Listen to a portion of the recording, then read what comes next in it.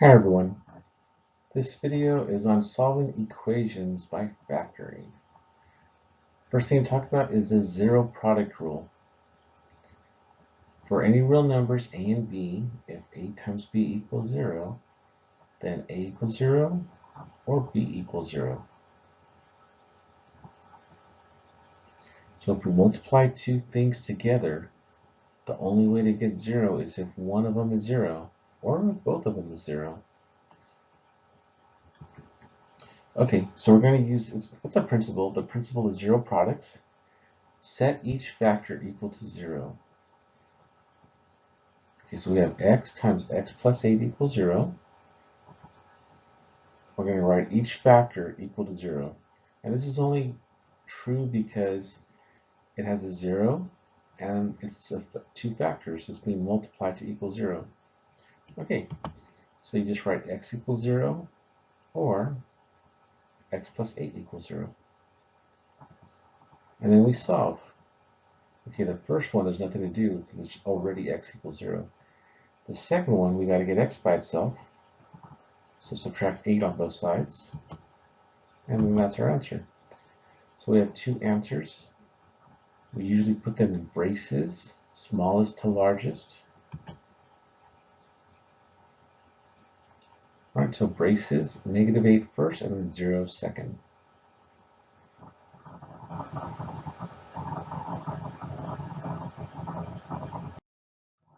Okay, here's our next equation. 2x minus 3 times x plus 5 equals 0.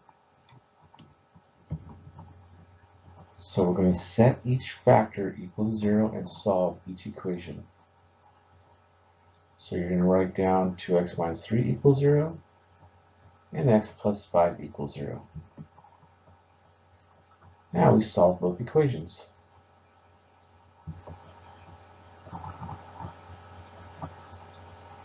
Add 3 to both sides, and then divide by 2. You can leave it as an improper fraction. In algebra, we could usually leave numbers as improper fractions unless it's a word problem. Then you would want to change it to a mixed number, 1.5, or if it's a money, 1.5, $1.50. Okay, the next one, just subtract 5 on both sides, and you get x equals -5. So those are our two answers, -5 and 3/2.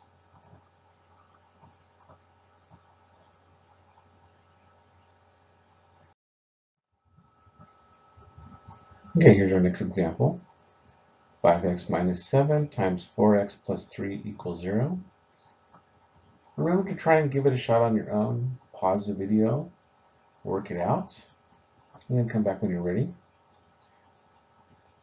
Okay, so we're going to use the principle of zero products, the zero product rule. We're going to set each factor equal to 0 and solve. So 5x minus 7 equals 0, or 4x plus 3 equals 0. Okay, add 7 to both sides. 0 plus 7 is 7, so 5x equals 7. And then divide both sides by 5. So x equals 7/5. Notice the answer, it's the same number as the original binomial. It's the same numbers from the original problem. It's the second number over the first number with the opposite sign. Second number over first number, opposite sign. So can you guess what the next answer is going to be without doing the work? Again, it's the second number, that's 3, over the first number, 4, with the opposite sign, negative. So -3/4. Sometimes it's okay to do a few steps in your head. There tends to be a lot of work in math. Okay, let's do the work anyways. -3 on both sides. So that's 4x equals -3. That's by 4. That will give you negative 3/4. Put it in order, negative 3/4 and 7/5.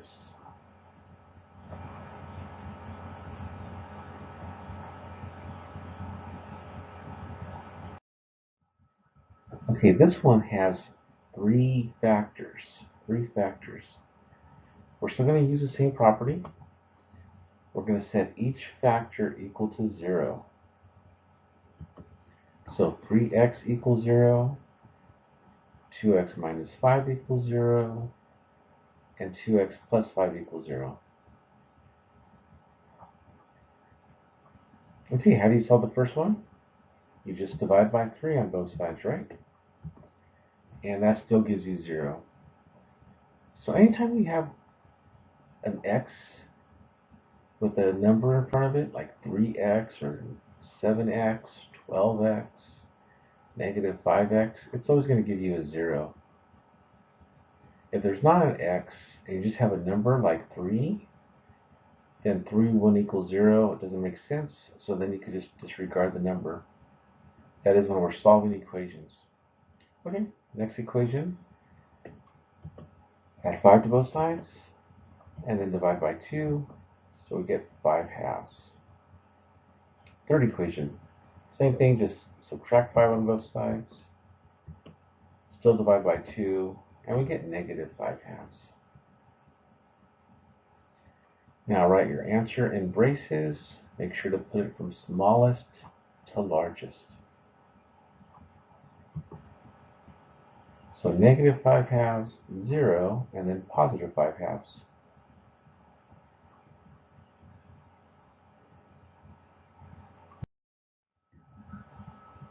Okay, so here's a procedure for factoring equations and using the zero product rule. Okay, if it's already factored, that's what we just did. If the problem is already factored and there's a 0 on one side of the equation, again what we just did, then we go right to the zero product rule. Set each factor equal to 0 and solve.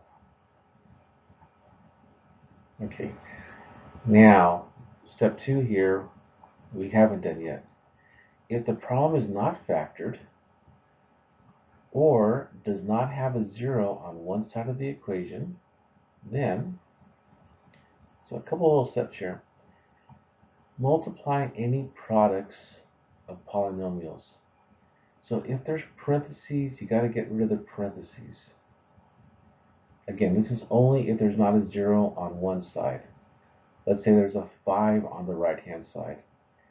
If the left-hand side is factored already, it's too soon. You have to multiply it out. That's what A says. Now B says, bring all the terms to one side and collect like terms. So there's a 5 on the right-hand side, we've got to bring it over to the left-hand side to get a 0. That's what we're doing. We've got to get a 0 on one side. And then we're going to rearrange into standard form, or descending order. Then we factor. Lastly, we could use a zero product rule. Alright, so let's do some examples. 2x squared minus 5x minus 12. So first of all, is there a 0 on the right-hand side? Yeah, that's good. Is the left-hand side factored already? No. Is it in order? Yes. So what are we going to do? Right, we're going to factor it. Okay, so we've got to factor that trinomial, and we've worked on factoring trinomials. I use the grouping method, the AC method, but you could use any other method that you wanted to. Some people use an X or a box, some kind of diamond, whatever works for you. Okay, multiply the first number and the last number. That gives us negative 24. List the factors. Seem familiar? Good. And then it's a minus 24. So we want to find the pair that subtracts to be the middle number. Which pair will subtract to be 5? Right, the 3 and 8. And then attach our signs. Positive 3 and negative 8. Right, that'll give us a negative 5. Now we separate that into 4 terms using the pair that we just found. The order doesn't matter which one you put first, the positive 3x or negative 8x. And now we factor by grouping. So what can we factor from the first pair? Right, an x. So we factor out an x, that'll give us 2x plus 3. How about the second pair? Right, negative 4. It's negative because the first term is negative. Again, that's 2x plus 3. Those match. So it's 2x plus 3 times x minus 4. And then bring down the equal 0. Now we're right back to what we were doing before. You can either use that pattern, second number over first number, opposite sign, or show the work.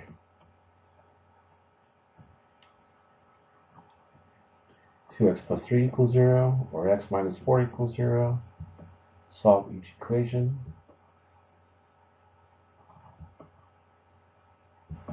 The first equation gives us x equals negative 3 halves. Second equation, x equals 4. So negative 3 halves and 4.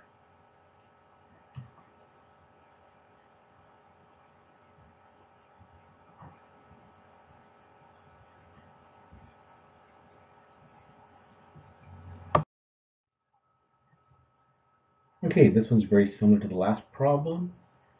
Why don't I try to give this one a shot on your own? Pause the video and work it out. Okay, so we have 0 on the right-hand side. That's great. The left-hand side is in order. It's in descending order, so we need to factor it. It's a trinomial. We're going to multiply the first number times the last number. That's negative 30. List the factors.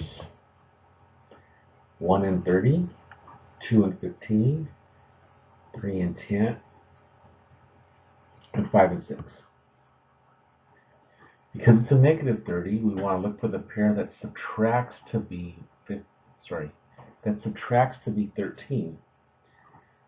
Many times people will try to use 3 and 10, but 3 and 10 does not subtract to be 13. 3 and 10 subtracts to be 7. If it was a plus 30, then you would want the numbers that add to be 13, and then you would use 3 and 10.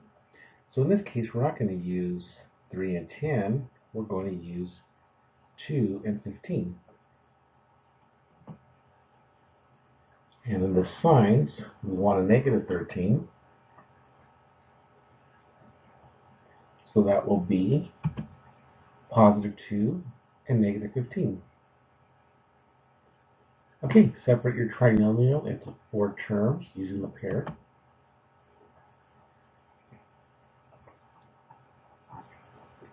Then factor by grouping.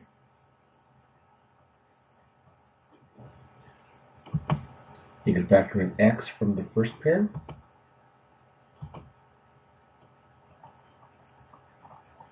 That'll give you 3x plus 2. And then from the second pair, you could factor a 5. Oh, but the first term is negative, so it'll be negative 5. Again, 3x plus 2. Good thing those match. If they don't match, then we've made a mistake. We've got to figure out where we went wrong. So it'll be 3x plus 2 times x minus 5 equals 0. Okay, now set them both equal to 0. Or you can use second number over first number, opposite sign.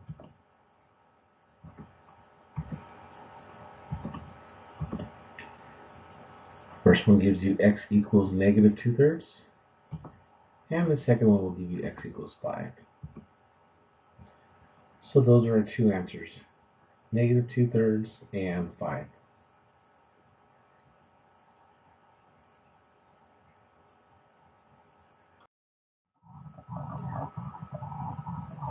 Okay, our next example.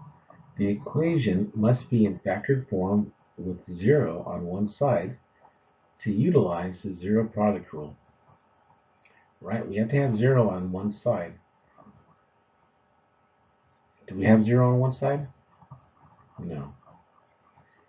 So we have to get a 0 on one side. Let's get it on the right-hand side. You always want your x squared term to be positive. It's usually easiest that way. Right, so subtract the 28x on both sides.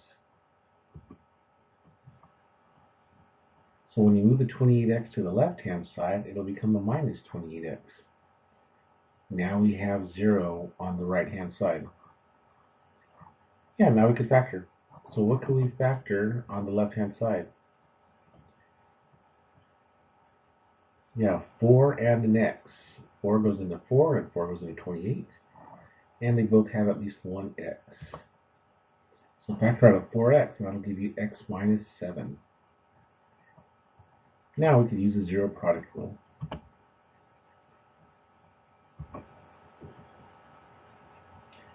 On the first equation, divide by 4. And on the second equation, add 7 of the others to both sides. That gives you x equals 7. So we got two answers, 0 and 7. Okay, so on this problem, a little bit different. We had to get 0 on one side, then we could factor it.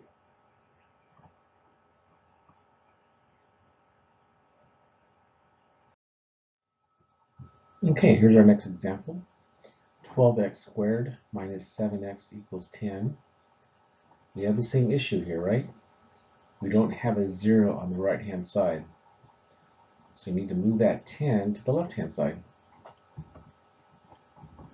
So that'll give us 12x squared minus 7x minus 10 equals 0.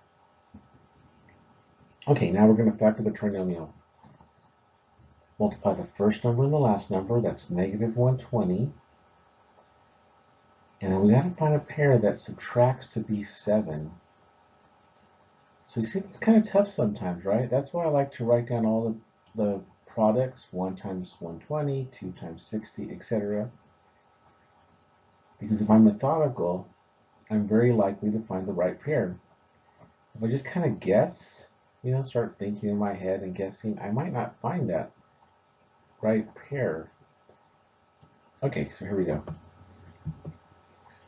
So 120, I listed all the factors, and which of those pairs will subtract to give us 7? Yes, the 8 and 15. See that 8 and 15, like very few people are gonna like, oh yeah, 8 times 15 is 120. Okay, so 8 and 15, positive 8, negative 15.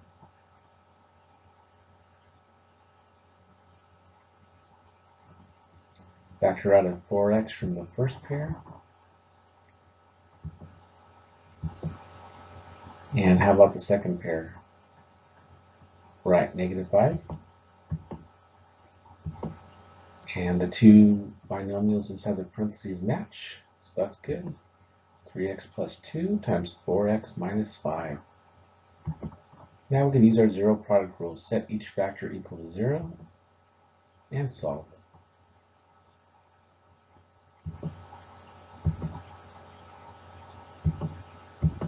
So the first solution is negative 2/3. And the second solution is 5/4.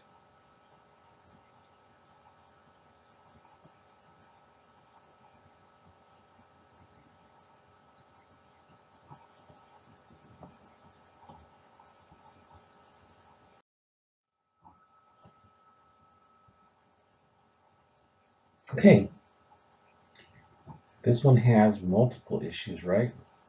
We don't have a 0 on the right-hand side, and it's already factored. So we do like that it's factored, but it's factored too soon. We have to have a 0 for us to factor it. Okay, so what we're going to do is unfactor it. So FOIL or multiply it.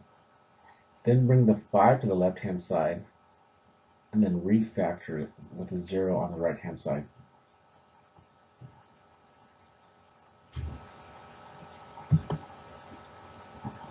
Okay, So multiply the left-hand side. So x times 2x is 2x squared. X times 3 is 3x, and then 3 times 2x is 6x, so that gives us a 9x in the middle. And the last term is 3 times 3, which is 9. Now subtract the 5 on both sides. That gives us 2x squared plus 9x plus 4 equals 0. Now we could factor it. 2 times 4 is 8. I didn't list the possibles. It was 8 and 1, 2 and 4, and we use 8 and 1, and then factor by grouping, or you just kind of look at it and put it in. Okay, 2x plus 1 equals 0, x plus 4 equals 0. We get two answers, -1/2 and -4. Kind of skipped a couple steps there, but I think you got it. So those are two answers, -1/2 and -4. How about one more problem?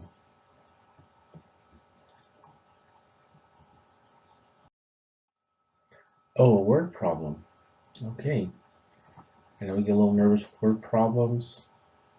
Your pulse increases, a little sweat comes down the side of your face, heart rate increases, but we're very relaxed. Yes, okay. When we do a word problem, keep in mind it's the same thing we were doing. They just put some words into the problem. An object is thrown upward with an initial velocity of 80 feet per second off the top of a 576-foot building. So think about somebody throwing a baseball up in the air from the top of a building.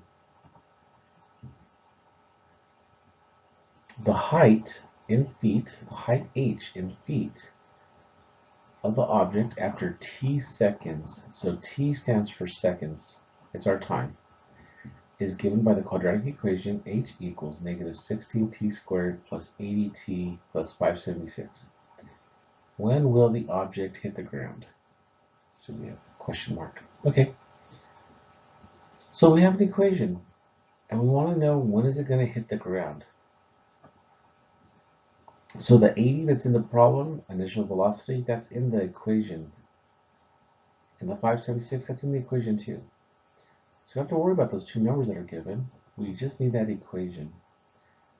Well, when will it hit the ground? That's the height, right? What's the height when it hits the ground? Well, the height is 0 feet. Okay.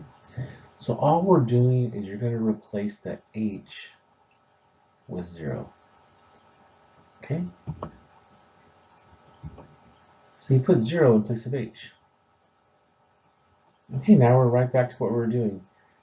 You might not like the 0 on the left-hand side. I don't feel comfortable with the 0 on the left-hand side. I like it on the right-hand side. So go ahead and just scratch it out and put the equals 0 on the right-hand side.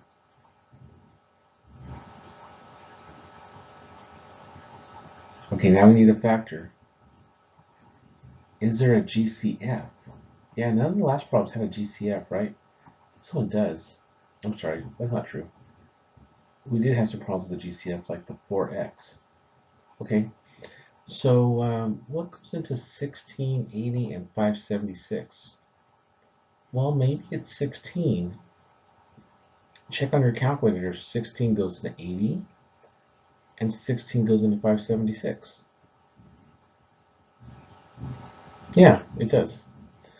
So you're going to factor out 16, actually a -16, because the first term is negative.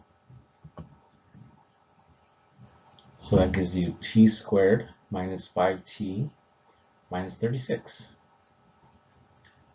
Okay, now that -16 we're not going to worry about, but we've got to factor that trinomial.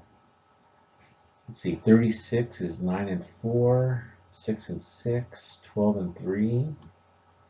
I think it was 9 and 4, right? Yeah. So t minus 9 and t plus 4.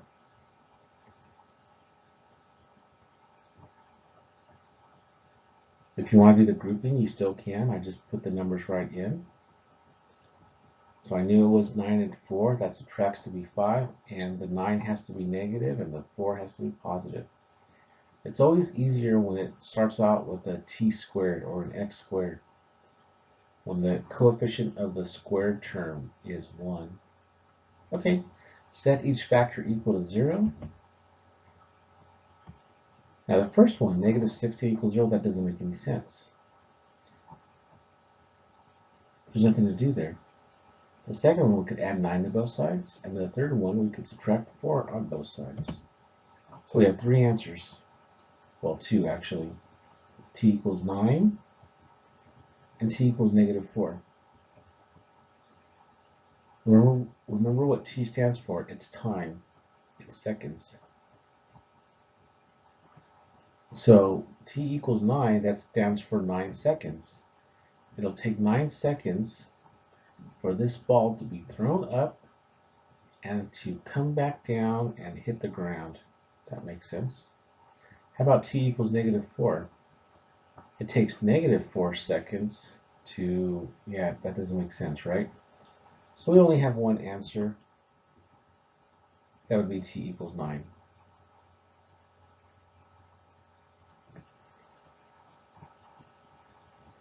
Okay, that was it for this lesson. I'll see you here for the next one.